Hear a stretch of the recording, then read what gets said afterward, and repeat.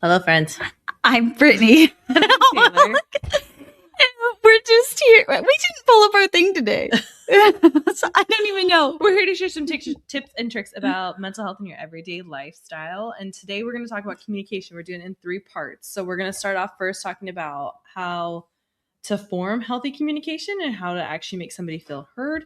And then the other 2, we're going to give application real life scenarios for different relationships people have. So those are our setup today. Perfect. And this was a good indicator that for communication, sometimes you have to be concise because we didn't have our opening intro written out and I couldn't remember. You're welcome. Yeah, there we go. Sometimes you have to do things on the fly and remember generally what we're talking about. So today we're going to talk, though, about the 6 skills that I learned when I was in grad school of how to make somebody actually feel heard and progress a conversation. And they will give them to you step by step. We referred to this in our Raising Anxious Generation workshop, and we'll also talk about it now to highlight it. So perfect. Brett, have you had a time where you feel like you were communicating clearly, but it just didn't quite land with that person? Like so many. Like So, husbands or work. I don't know. I get it with Mattson all the time where I'm like, I told you this. And then like literally the other day, I forgot what he was about, but it was like some detailed thing. Oh no, it was a TV show. Okay. And I was like answering his question and we were going through and I was like, Mattson, this happened. Like this person was having an affair on her husband. And then, it was Desperate Housewives. So okay. I binge watched that during my divorce. So yes. Okay, got it. So I was like answering his questions, but he was like, "What? Who? What?" And I was like, "Mattson, this isn't that hard." Like, and I was like laying it out like step by step, and for some reason he just wasn't getting it. And I was getting so frustrated that he wasn't understanding me, and he was getting frustrated. I wasn't understanding him, and it was really interesting to see how defensive and how angry we got just because it wasn't even anything big. It was a dumb TV show. Like, literally doesn't even matter. And we were so mad at each other for a second. I was like, this is how communication can go so bad. And think about it on a bigger scale than just that. It can go pretty bad. Yeah. I feel like too, so like, I mean, that reminds me of like bigger scales, right? Where it can go badly is like in co-parenting and stuff. Like sometimes you like think that you're sending something super concise in an email and then it's like, wait, this is not what I thought you were saying. And it's like, hold on, like I said it clearly in the email. And then you reread it and it's like, oh, maybe I wasn't as clear as I thought I was. Like so sometimes you think that you have it all pulled together, but it's really hard to mess up communication. Like no matter how much you put thought into it. Mess up communication? No, like it's easy. It's easy. Really easy to mess up communication. That's what I meant to say. Yeah. So it's like, wait, see, even like that, where your brain is going faster in your words, you're trying to articulate what you think, but then it doesn't go as well as you think it should. So it's very common, which is why they gave us a bunch of communication skills when we were in it. But good communication isn't about like doing the perfect skill. It's about how you leave the person feeling. And that was the number one thing that they'd always push us is like, it's not about what you're saying, it's how you say it and the tools that you use to communicate and like progress a conversation forward. So are you leaving them feeling good and happy? Or are you leaving them feeling angry and sad? Or are you leaving them feeling confused, right? So the whole goal is to try and convey emotions and the overall message that you want, not like you're never going to get the words right. And I have so many parents being like, he laid out for me exactly how to say it. And I'm like, it's not going to come out exactly as like, and how I say things isn't going to come out as you say things. Like, it's just not going to work that way. And you like, don't want a formula. Like I even, so James, like, bless his heart, my husband, like we had worked through some things with like different ways to communicate. And he was like, let me try this with this Enneagram style thing. So he had like gone into ChatGPT and was like, I'm an Enneagram, whatever number. Plus, I'm trying to communicate with Brittany, who's an Enneagram 6. And so I was like, so he like had this like outline of like, this is how we should like lay out the questions. And this is, and so like, there was one day we were having a really heated conversation. And so this is where like, you can't always have the exact questions. Cause then he's like, hold up. Let me go grab my paper. And so he like, like he got his paper.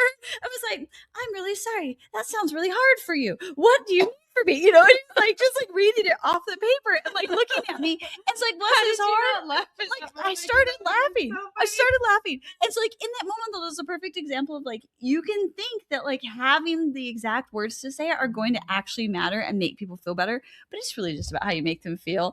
And so like, I did feel okay on that one just because it was like his intent was there and he was really trying. He didn't even do the right thing necessarily, but he was trying to do the right thing. He was trying so hard. Yes. So it's like, just make the person feel seen and it makes a big difference. That's how you make people feel is the biggest thing in this conversation. And like, they'll escalate depending on how you're escalating and how you're not. So it's all about like the 6 skills will kind of guide you to that. So this is, easy way to do it is we'll lay out the skills and then give you different ways you can practice them every day at the end of it. But the first one is listen with intent. Well, okay, no, that one's like later on. Why did it reorganize? Guys, my layout reorganized. So we're going to go back a little bit and we're going to do the first one that I want to do is reflect feeling. Because when you see my acronym, I will post these on social media and post these online. And I think it's one of the downloadable pages that I have from the workshop. It's going to be RR something, like it's in an acronym. So that's why I'm changing around. But reflect feeling. This is where like you're noticing what people are feeling through what they're saying. It's reading between the lines. So it'd be like what James couldn't do in that moment, where it was like, and he was usually pretty good at it. Yeah. But like in that moment, right? So like, oh, you're feeling upset. Like I can see that. I understand what you're saying. It's ascribing a meaning to what you're seeing.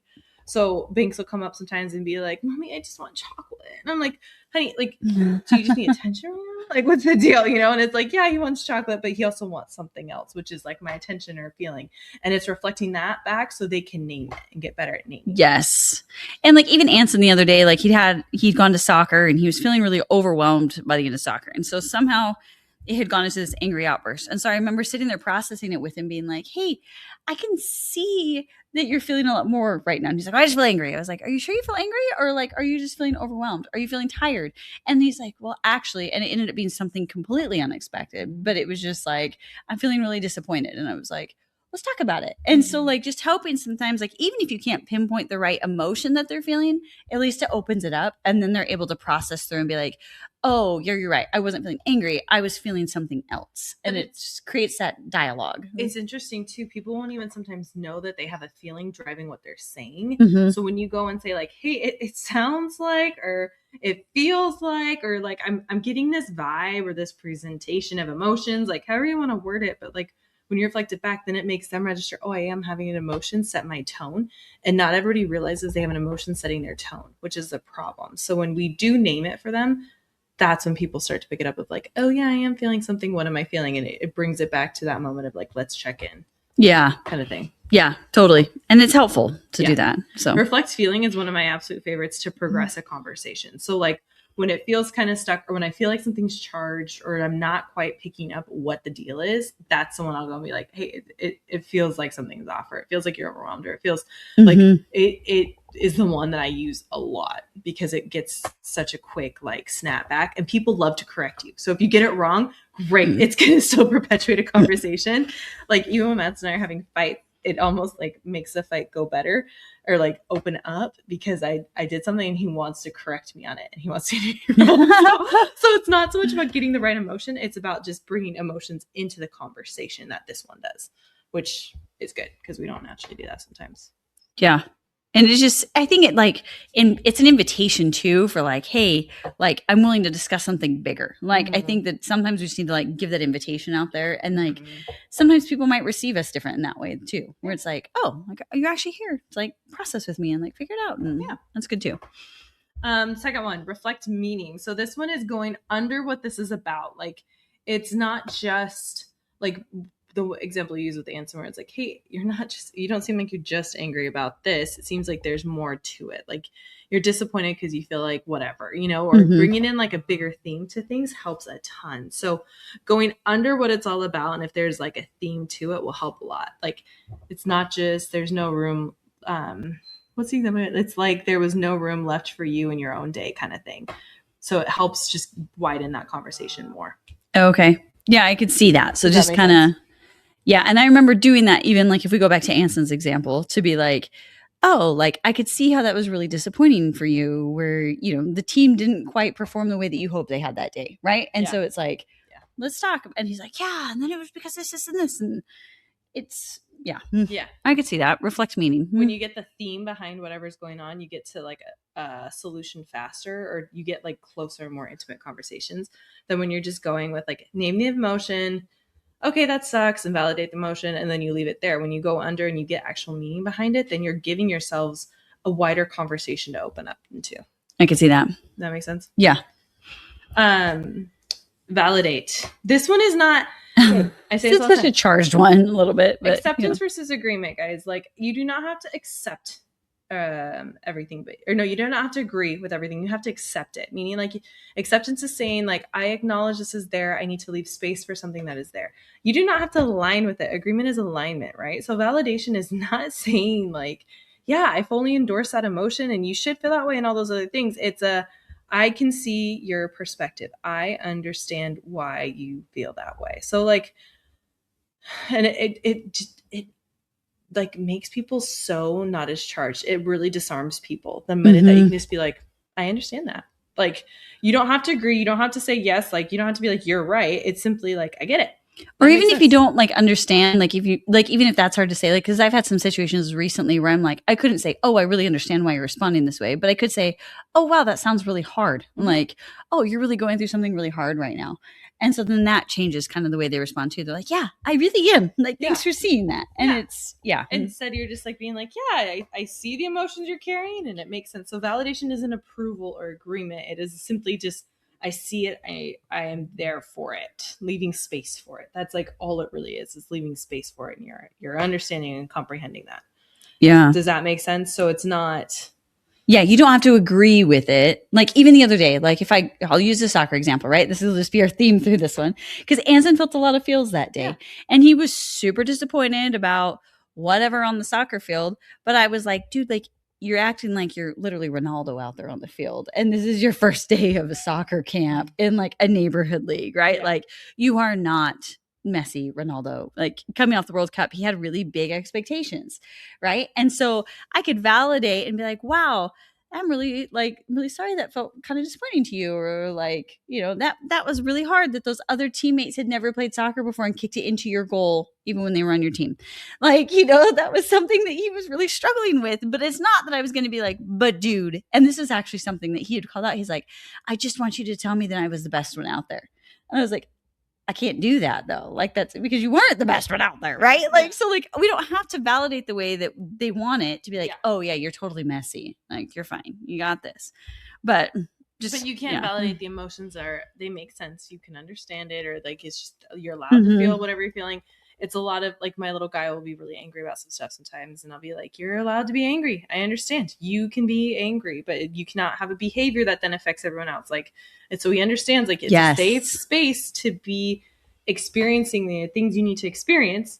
I will hold it for you. So you're allowed to be sad. You're allowed to be angry. I can totally understand, or I can give you that space too, but that doesn't mean then that you get to go and be mean about it or anything else. So that's where I think people are worried too when they go into the validation realm, is that they're going to then approve whatever behavior comes after.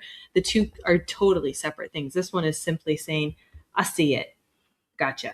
Yeah. Well, that was hard. Like, I think we could do a whole different podcast episode probably on validation and like how to validate people in a healthy way. Just because there's been some, like I said, some really complex situations in my own life lately where it's like, how do you validate somebody in an adult setting? You know, because like when the kids, it's like soccer or like, hey, you can be angry, but you can't hit me.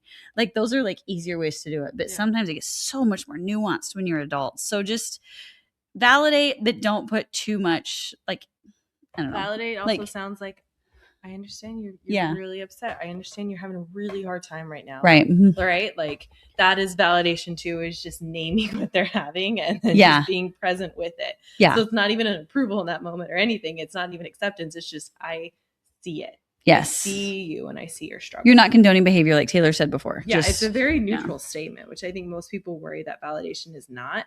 And it's actually meant to be one of the most neutral statements, but you're also not like pitting your perspectives against each other, which people don't understand. You don't need to like have your perspective be more than theirs. You're simply just saying, I see your side. Mm-hmm.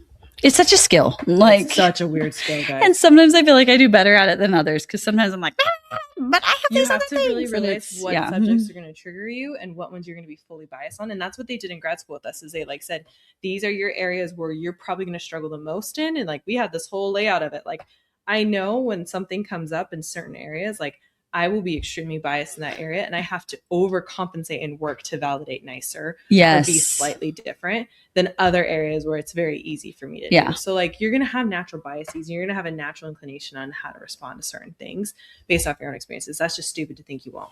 Yeah. I'm even thinking like politics. Like I'm sure like all of us could jump to a very quick heated discussion, you know, with politics on either side. The other side. I literally like people don't always know my side that I'm on. Yeah. And it's definitely one where it's a skill. It is very interesting sometimes. It's a very skill. Yeah. The next one is listen with intent. So we have been trained to listen to respond, not listen to understand. So we're so worried when we're going into this conversation, like I'm going to communicate, especially important ones, right? With kids, with partners, with work, with coworkers, friends, whatever it is, that you want to make sure that you have that conversation go well, that we're listening to respond. We're not listening to understand. So we're formulating these thoughts all throughout it, or we're like, it's almost like watching a movie, but one of those intense movies, and you're critiquing it or you're formulating this concept of it the whole time, and you're not actually intaking what's happening the full way. You're trying to get a theme that you have predispositioned yourself to get, and to do an analysis that you have predisposed yourself to get, instead of going in a raw slate and being like, I have no idea what this is about. I have no idea what's going to happen. Let's see what happens in this movie. That's what's happening in conversations most of the time, is we're not taking the moment to be like, I have to literally go blank, and it's okay if I pause after they do it. It's okay that I don't have an immediate response. It's okay that I don't have something prepped. I can respond with, let me prep this for a second. Let me come back to this. And I think one thing that like we've been working on in our marriage too, like James and I, is like not always going into fixer mode after things. Like sometimes that's because you're not listening with intent. You're going to listen to fix. Yes. So like you need to listen to understand instead of let me fix, or let me have this predisposition answer, idea, let me show you my wisdom, or let me that's not what we're here for. And it's fascinating because most people think I do that, but Taylor and therapist Taylor are two different people. And my family will tell you Taylor is very ditzy. So like I don't even do it in my personal life. I don't prep anything in my head. Like when I'm listening, I'm just listening, and then whatever comes out comes out. But it's the same at work too. Whatever comes out comes out. But I'm trained to do it quicker than other people. But I'm just sitting there listening the whole time. And then I formulate. But then you have to like work. Taylor also has to be like, well, that was really dumb. Like you're stupid. Like you can't say stuff like that. Right. We're if you or I are talking in a conversation, you'd be like, girl, that was dumb. Like I remember a conversation we had the other day, and you're like, what the crap are you thinking? Right. And I would never say that to you. You would never say that with a client. I have actually, but it's certain clients, certain people. So yes. And you'd be like super comfortable with them, and it has to be this relationship. And it's certain levels. Yeah. But like you got to seek to understand instead of just replying or fixing or yeah. But I think too, that shows you more authentically I'm listening. Oh, you were definitely listening, because you're like, girl, what the crap's wrong with you? Like, I was like, you're right. My came after, but my immediate response was when I heard that. And for a second, I'm like, where's my validation? Where's my reflecting my feelings? Like, where's my... And she's like, this is stupid. But again, it was authentic. It was authentic. I was listening with intent. But I'm like, not everybody is always perfect at this either, right? No, you can see it. Yeah. Girl, you dumb. Yeah, you earned that one. I did earn that one.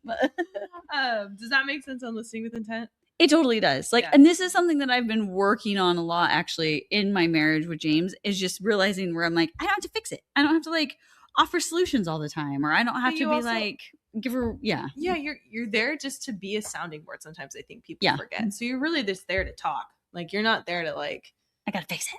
Yeah, like I don't feel like I ever fix things. When like even in that conversation we were talking, I was just giving you my initial feedback, and then I formulated stuff. But like, and I was like, I actually need help now. But like, and I think that's like just in the communication. If somebody asks you for help, then that's where you give the help. But that's in the guide part. That we'll get. Yeah, we'll get there. The next one, the sixth one,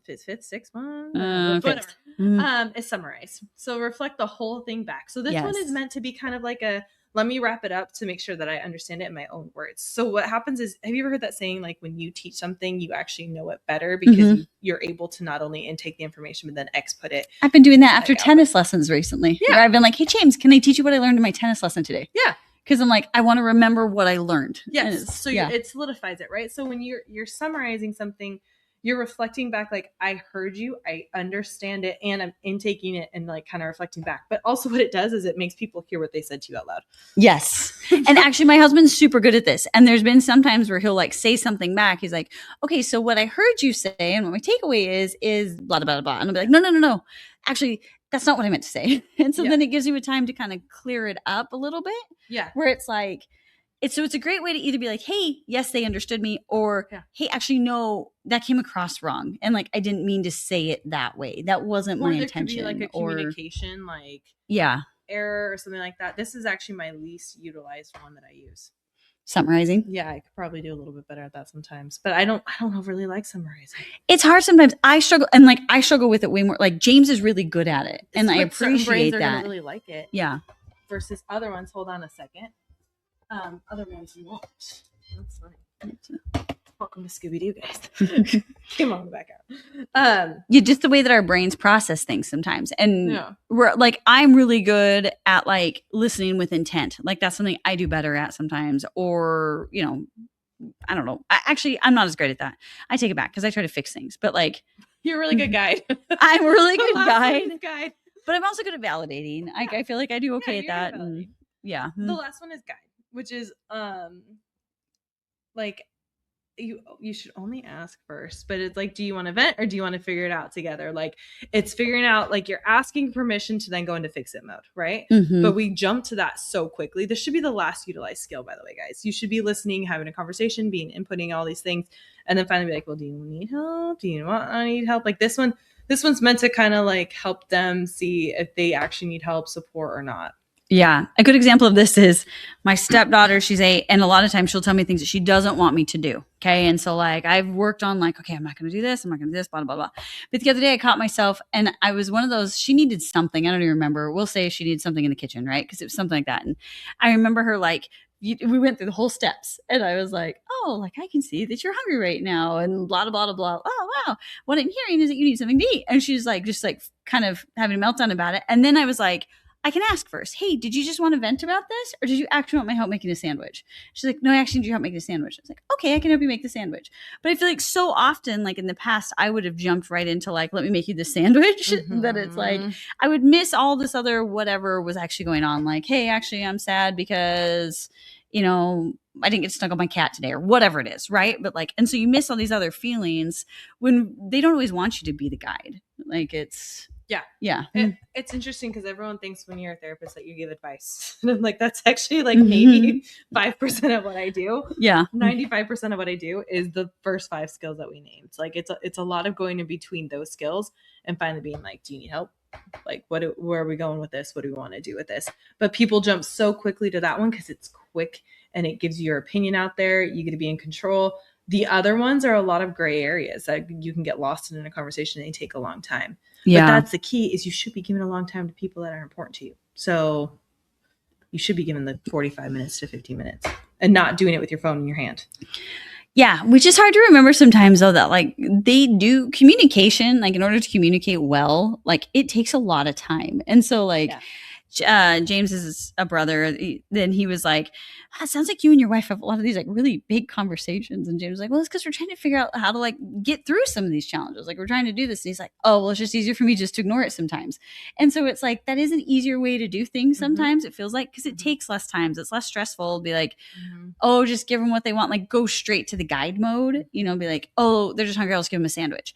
But like, you miss all those other steps in between if you don't. And so it's a hard thing to remember sometimes.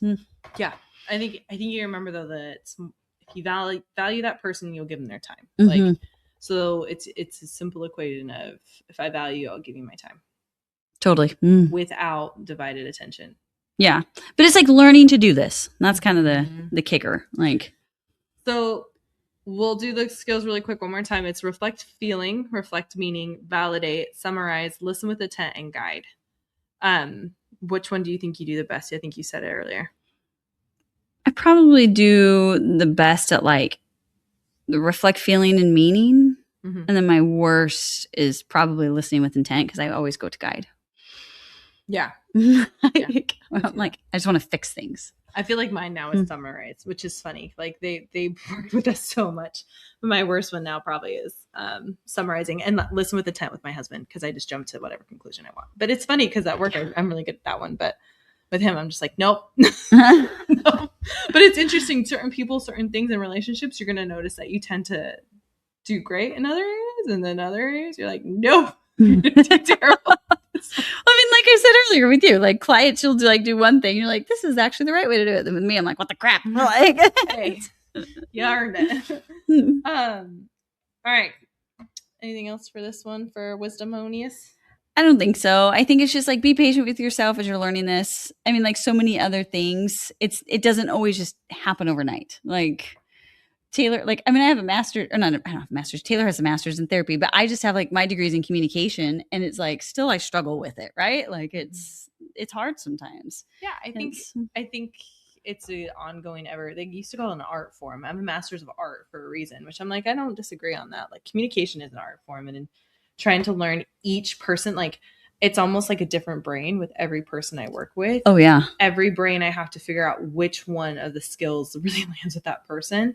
And then even then sometimes it's like a trial and error multiple times on that same person to figure out which one they like the most. And it's a journey. So you just try them all out and then see which one tends to land and then keep repeating and practicing those more and more.